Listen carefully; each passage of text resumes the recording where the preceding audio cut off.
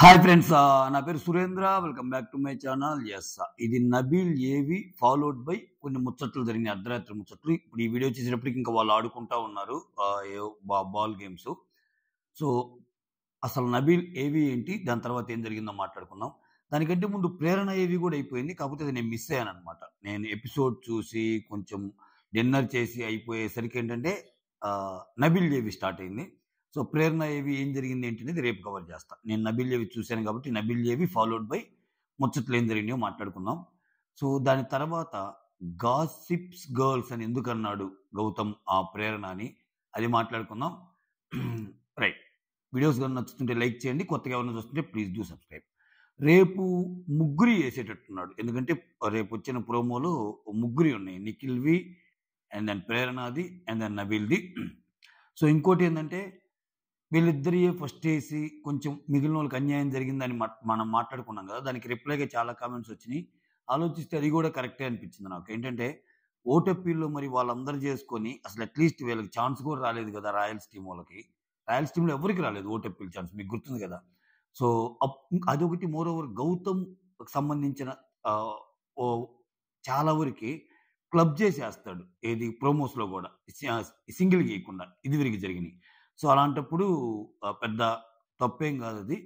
So వాళ్ళకి already రీసెంట్గానే ఓటప్పీల్ చేసుకున్నారు కాబట్టి వాళ్ళకి లేటుగా ఇచ్చారు. ఫస్ట్ రాయల్ వాళ్ళకి అలా అవకాశం ఇచ్చారన్న ఒక ఆర్గ్యుమెంట్ ఏదైతే ఉందో అది జస్టిఫైడ్గానే అనిపించింది నాకు. ఓకేనా, అది అంటే నా ముందు వీడియోలో ఆ మాట చెప్పుకున్నా, ప్రేరణకి నబీల్కి అన్యాయం జరిగిందని చెప్పా కదా, దానికి కౌంటర్గా కొంతమంది చేసిన కామెంట్స్ అనమాట. ఎందుకో జస్టిఫైడ్ అనిపించాయి నాకు.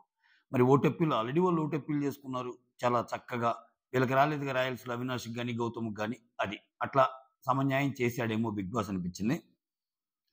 రైట్, నబీల్ మాత్రం ఆనందపడతానే ఉన్నాడు, చిన్నపిల్లలాగా ఏవి అయిపోయినప్పటి నుంచి చెప్తానే ఉన్నాడు.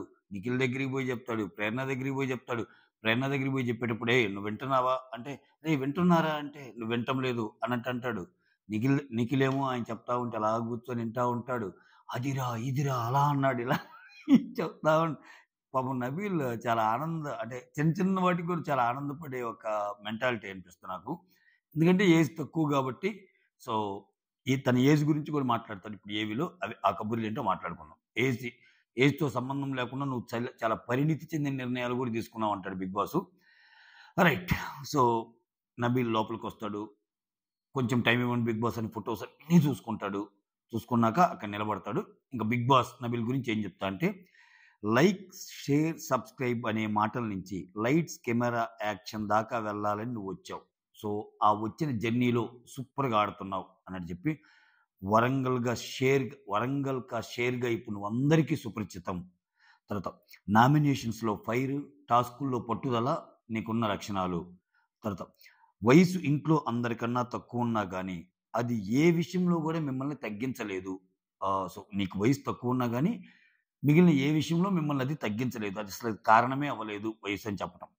తర్వాత ఎవిక్షన్ షీల్ త్యాగం చేసావు. ఇమ్యూనిటీ రూమ్లో నీ కోసం నువ్వు కోరుకునే ఛాన్స్ ఉన్నా హౌస్కి అన్లిమిటెడ్ రేషన్ అని అడిగి, సో చాలా ఉన్నతంగా ఆలోచించావు వయసుతో సంబంధం లేకుండా అని చెప్పడానికి ఇది ఒక ఎగ్జాంపుల్ అన్నట్టు చెప్తాడు. నువ్వు సెల్ఫ్ మేడ్, ఆత్మగౌరవం కూడా నీకు చాలా ఎక్కువ. సో దానిని ఎవరు ప్రశ్నించినా కానీ మీరు ధీటుగా సమాధానం ఇస్తారు అని చెప్తాడు. సో మొదటి మెగా చీఫ్ అయినప్పుడు మీరు చాలా ఆనందపడ్డారని చెప్తాడు. తర్వాత నామినేషన్స్లో డి అంటే డి అనే ప్రేరణతో, సో అంత వాగ్వివాదం ఉన్నా కానీ దాని తర్వాత మళ్ళీ ఒక ఫ్రెండ్లీ బాండ్ క్రియేట్ చేయటం అనేది చాలా బాగుంటుంది, అదే ఈ ఇల్లు చేసే మ్యాజిక్ అన్నట్టు చెప్తాడు. ఆ తర్వాత మీలో ఫైర్ తగ్గిందనుకున్నప్పుడు, మీలో ఫైర్ తగ్గుతుందని అందరూ అన్నప్పుడు అందరికీ ఆమోదయోగంగా ఉండటానికి మీరు పడిన తపన అనేది చాలా ముచ్చటగా అనిపించింది అంటాడు. తర్వాత తారల తలుకు బెలుకుల మధ్య, అంటే మిగిలిన వాళ్ళందరూ సెలబ్రిటీస్, తారల తలుకు బెలుకుల మధ్య ఒక సామాన్యుడిగా ఉన్నారు మీరు. సో అయినా కానీ ఎక్కడే కానీ ఆ ఫీల్ లేకుండా చాలా ముందుకెళ్ళారు. సో మీరు ఆడిన ఆట చాలా మంది కంటే భిన్నంగా ఉంది కాబట్టి ఇప్పుడు చాలా మంది వెళ్ళిపోయినా మీరు ఇంకా వాళ్ళందరిని దాటి చాలా ముందుకు వచ్చారు అన్నట్టు చెప్తా అనమాట. ఆ తర్వాత ఏవి వేస్తాడు.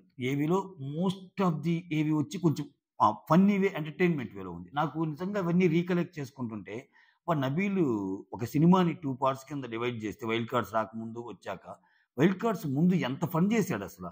ఏది ఆ కలలోకి రావటము, ఆ కలలో ఆయన అంటాడు గదా!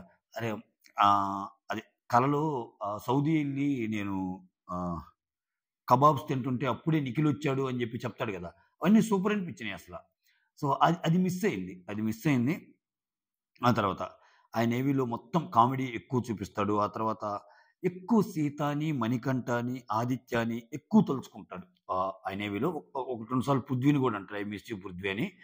సో, అంటే వాళ్ళ నబీల్‌కి క్లోజ్‌గా ఉన్న పర్సన్స్ వీళ్ళు అని అనిపిస్తారు నబీల్ మాటలను బట్టి చూస్తే. సో, 'మణికంఠతో' అలా షేర్ చేసుకున్నాను. అవునవును సీత ఇలా చెప్పేది.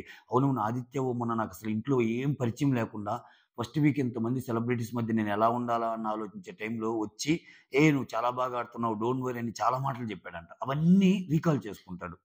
సో, ఆ తర్వాత చాలా అన్నీ చూపిస్తాడింకా. ఆయన ఆహ్, survival of the fittest task ఆడింది గాని, ఆ తర్వాత ఎండ్యూరెన్స్ టాస్క్ ఆడింది గాని, 3 అవర్స్ నిలబడతారు గదా! అయి మొత్తం. సో, ఆయనకి నచ్చిన గులాబ్ జామ్సు అన్నీ పెడతారనమాట. ఆ తర్వాత ఇంకా హ్మ్. ఫుల్ ఖుషవుతాడు. ఫుల్ ఖుషయి speechless Bigg Boss what a brilliant journey నాది అని జెప్తా. సో, అక్కడెక్కడో వరంగల్‌లో వీడియో చేసుకునే నేను ఆ! ఇక్కడ ఇక్కడికొచ్చి ఇంత సాధించాను. సో, ప్రేక్షకులకి పాదాభివందనం, ధన్యవాదాలు. ఇంకొక్క అడుగు దూరంలో ఉన్నాను. ఈ ఒక్కడుగు సపోర్ట్ గాని చేస్తే నన్ను విన్నర్‌ని చేస్తారని ఆశిస్తున్నాను అన్నట్టు అంటాడు. అంటాడు. ఆ తర్వాత ఇక్కడ చూడండి ఆహ్, ఆ! సర్వైవల్ ఆఫ్ ద టాస్క్‌లో వెల్ ప్లేడ్ అని అంటాడు గదా! Big boss. అది ఫస్ట్ టైమ్ అన్నాను నన్నే. అది నాకు బెస్ట్ మూమెంటు. నాకు సార్ 3 టైమ్స్ చప్పట్లు కొడతాడు. అది నాకు బెస్ట్ మూమెంటు. ఆ తర్వాతొచ్చేసరికి ఆడియన్స్ గూడా చాలా మెచ్చుకుంటారు. అది నాకు బెస్ట్ మూమెంట్. ఇవన్నీ బెస్ట్ మూమెంట్స్ అన్నిటిని ఆహ్, తలుచుకుంటా. వాటన్నిటితో పోల్చుకుంటే ఇది బెస్టెస్ట్ జర్నీ. సో, నేనేవైతే డ్రీమ్స్ అనుకున్నానో అవి మొత్తం రియాలిటీలోకొస్తున్నాయి. సో, నేనిక్కడికి రావాలనుకున్నది డ్రీమ్ అది రియాలిటీలోకొచ్చింది. నేను ఇక్కడ టాప్ 5లో నిలబడి, ఇక్కడ ఈ జర్నీ వీడియో ఇక్కడే జరగాలనుకున్నాను. అది గూడా నిజమైంది. ఇంకొక్కటి గూడా నిజం జేయండి. ట్రోఫీ ఇచ్చి నిజం జేయండి అన్నట్టు అంటాడనమాట. ఆ తర్వాత సో, బీబీకొచ్చాక కొన్ని నేర్చుకున్నాను. బీబీ హౌస్‌లో సో, సెన్సిబ్లీ నో చెప్పటం అనేది అలవాటయింది. బయట నేను ఎవరికైనా నో చెప్పాలంటే కొంచెం మొహమాటొస్తుంది. ఇక్కడ నో చెప్పటం అలవాటు చేసుకున్నాను అన్నట్టు జెప్తాడు. సో, చాలామంది సోషల్ మీడియాలో వీడియోస్ చేయడం చాలా ఈజీ అనుకుంటారేమో! అది చాలా కష్టం. ఎందుకంటే వెళ్ళాలి, స్క్రిప్ట్ రాసుకోవాలి. ఆ రోజుకి ఆ రోజు ఎవరెవరైతే యాక్ట్ చేయాలో వాళ్ళందరిని వెతుక్కోవాలి. తర్వాత దాన్ని అప్‌లోడ్ చేయాలి. అది జనాలకి నచ్చాలి. ఆ జనాలకి నచ్చిన తర్వాత వీడియో ఇంకా ఫేమ్ సంపాదించుకోవడానికి ఇంకా వీడియోస్ చేయాలి. ఇదంతా ఈ ప్రాసెస్‌ని ఎక్స్‌ప్లెయిన్ చేస్తాడు. సో, అది నిజమే. ఎందుకంటే మేము కూడా వీడియోస్ అప్‌లోడ్ చేస్తాం కాబట్టి రివ్యూ వీడియోస్ అది తెలుస్తది. ఆ తర్వాత నా డ్రీమ్స్ అన్నీ రియాలిటీలోకి తెచ్చుకున్నానంటాడు గదా! ఆ తర్వాత సీజన్ 5 నుంచి ట్రై చేస్తుంటే సీజన్ 8కి నాకు అవకాశం వచ్చింది అన్నట్టు చెప్తాడు. సో, నిన్ననే ప్రేరణతో మేము అనుకుంటున్నాము బీబీ హౌస్ నుంచి అప్పుడే ఎళ్ళిపోవాలా హాబిచ్యుయేటెడ్ అయిపోయింది. సో, అప్పుడే వెళ్ళాలా అనిపిచ్చింది. సో, అన్నట్టు. సబ్‌స్క్రైబర్స్, ఫాలోవర్స్ అందరికి థాంక్స్. ఆయన ఛానెల్ గురించి చెప్తే నా సబ్‌స్క్రైబర్స్, ఫాలోవర్స్ అందరికి థాంక్స్. మీరు మీ మీద నమ్మకంతో ఉన్నాను. మీరు మీరు చాలా ముందుకు నడిపారు అన్నట్టు అంటాడు. ఆ తర్వాత యాహ్! ఆ తర్వాత ఏమంటాడంటే ఇంకా విన్నర్‌ని చేయమని 1, 2 సార్లు రిక్వెస్ట్ చేస్తాడనమాట. అది జెప్తాడు. ఇదంతా అయిపోయాక బయటికొచ్చాక ఆ ఫోటోస్ చూపియటము, అవన్నీ షేర్ చేసుకోవటము, అది జరిగింది, ఇది జరిగింది ఇయన్నీ చెప్తా నీకు దీంతో ఏమంటాడంటే మెగా చీఫ్ అయిపోయాక మాట్లాడటం కొంచెం తేడా వచ్చింది. మాటలు సరిగ్గా మాట్లాడటం లేదని ప్రేరణ అంటది. ప్రేరణ అంటదనమాట. అది చెప్తాడు రాంగానే. ఆహ్, ఒక్కొక్కరు అన్న మాటలు చెప్తా. "నువ్వు మెగా చీఫ్ అయిపోయాక నేను మాట్లాడట్లేదని ఏదో మీరు మాట్లాడుకుంటున్నా" అంటే, "అరే! అది నేను నీతో గూడా చెప్పానురా" అంటే యష్మితో ఏదో గుసగుసలాడుతున్నావు అంటే, "అది నీతో గూడా చెప్పానురా" అది ఇది అన్నట్టు అంటది. ప్రేరణ చూడండి మీరు గమనించండి. ప్రతి ఒక్కరి దాంట్లో ప్రేరణ బ్యాక్ బిచ్చింగ్ ఉంటది. Back bitching in the sense వాళ్ళు అన్నది. నిన్న అవినాష్ వచ్చి ఏం చెప్తాడు? అవినాష్ గురించి ఒక మాట అంటది. ఇది గ్రూప్ గేమ్ గాదా వాళ్ళాడింది అని. అవినాష్ వచ్చి రోహిణికి అటు సపోర్ట్ చేయటం. అప్ వెంటనే అవినాష్ వచ్చి, "నా గురించి నువ్వు కొన్ని మాటలన్నావు" అని చెప్పి మళ్ళా కామెడీగా చెప్పి, "ఆ తర్వాత చెప్తాలే" అంటాడు. బట్ అక్కడ అవినాష్ చెవిలో వస్తదది. ఇది గ్రూప్ గేమ్ గాదా అనేది. ఈరోజు ఇక్కడికొచ్చేసరికి నబీల్ దాంట్లో ఏంటి, మెగా చీఫ్ అయిపోయాక మారాడు. అది అన్నట్టు వస్తది కదా! అది. ఆ తర్వాత గౌతమ్ గూడా ఏం చేస్తాడంటే వాళ్ళన్నీ ముచ్చట్లనమాట. అంటే నేను మెయిన్ మెయినే చెప్తున్నా. ఈ మధ్యలో వాళ్ళకి ఫుడ్ వస్తుంటది. ఒక్కోటి ఆ ఫుడ్ తింటా ఉంటారు. సో, ఆ తర్వాత మ్యాంగో స్లైసో ఏదో ఒకటి ఆర్డర్ చేస్తే ఆహ్, ఫన్నీగా పంపిస్తాడు బిగ్ బాస్. అదేందో ఒక డబ్బాలో మ్యాంగోస్ కాకుండా ఒక మ్యాంగో బొమ్మున్న ఒక ఇది పంపిస్తాడనమాట. మళ్ళా రిక్వెస్ట్ చేస్తా ఇవన్నీ నేను కట్ చేస్తున్నా. మెయిన్ సీన్ చెప్తున్నా. సో, గౌతమ్ ఏమంటాడంటే "నువ్వు అసలు ఈడు ఎలిమినేట్ అయిపోతాడనుకున్నాను. ఎలిమినేట్ అయిపోయేవాడొచ్చి ఇప్పుడు ఇంకా స్ట్రాంగ్‌గా ఉన్నాడని నా గురించి కూడా గాసిప్ చేసావు. అదే నా గురించి కూడా మాట్లాడావు. అవి కూడా కాకుండా ఇంకా కొన్ని ఉన్నాయిలే" అన్నట్టు అంటాడు. మొత్తానికి గాసిపింగ్ గర్ల్స్ అన్నట్టు నువ్వు యష్మి గాసిప్స్ గర్ల్స్ అన్నట్టు అంటాడు. సో, ఇది అంటే నేను గౌతమ్‌ది ఒక్కడిదే చెప్పాలి అందుకే. ఇప్పుడు గౌతమ్ దాంట్లో వచ్చిందా గాసిప్ అన్నట్టు. తర్వాత అవినాష్ వచ్చి చెప్తాడా? తర్వాత ఇప్పుడు నబీల్ వచ్చి చెప్తాడా? అట్లా ప్రతి ఒక్కరి దాంట్లో ఏదో ఒకటి ఉంటదనమాట. మిగిలినయి నేను చెప్పను. నువ్వే చూసుకో అంటాడు గౌతమ్ కొన్ని. ఆ కొన్నేంటంటే వాళ్ళ, వాళ్ళ మదర్ టాప్ 5లో ఎలా పెట్టార్రా అన్నట్టు షాక్ అయ్యి మాట్లాడుకుంటారు గదా! అది మాట్లాడుకుంటారు. తర్వాత యష్మి వచ్చి ఆయన తప్పు చేసి మన మీద ఏస్తాడని మాట్లాడుకోవటము. ఆ తర్వాత నిఖిల్ వచ్చేసరికి నేను మీ ఇద్దరికీ ప్రాబ్లమ్ లేదు.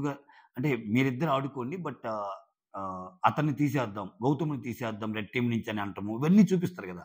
సో, ఇంత ఎక్స్‌ప్లెయిన్ చేయకుండా జస్ట్ చెప్తాడనమాట. హింట్ ఇచ్చి బాగా గాసిప్ చేసినట్టున్నారు. గాసిపింగ్ గర్ల్స్ అన్నట్టు అంటాడు. సో, ఇదే నేను చెబుతుంది.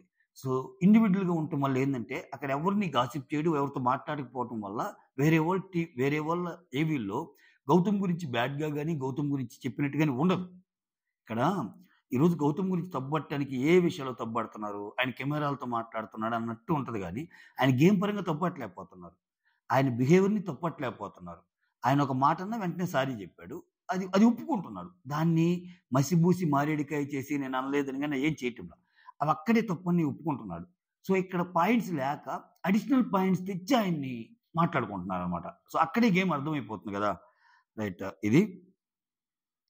ఆ! ఆ తర్వాత బెడ్ మీద పనుకొని ఎప్పుడో ఎలిమినేట్ అయ్యేవాళ్ళు స్ట్రాంగ్ అయ్యాడనంట అంటారా? ఇంకా కొన్నున్నాయి చెప్పనంటాడు. ఆ తర్వాత ఆహ్, అది మ్యాంగోదేదో పంపిస్తాడు. ఫుడ్ కొన్ని పంపిస్తాడు. ఇదనమాట. సో, దీని తర్వాత ఇంకేం జరిగింది? వాళ్ళింకా గేమ్స్ ఆడుకుంటా ఉంటారు. వాళ్ళందరూ కూర్చొని తింటం అయన్నీ తింటా ఉంటారనమాట. ఇంకా లాస్ట్ డేస్ గదా! మాక్సిమం బాగానే పంపిస్తా ఉన్నాడనమాట బిగ్ బాసు.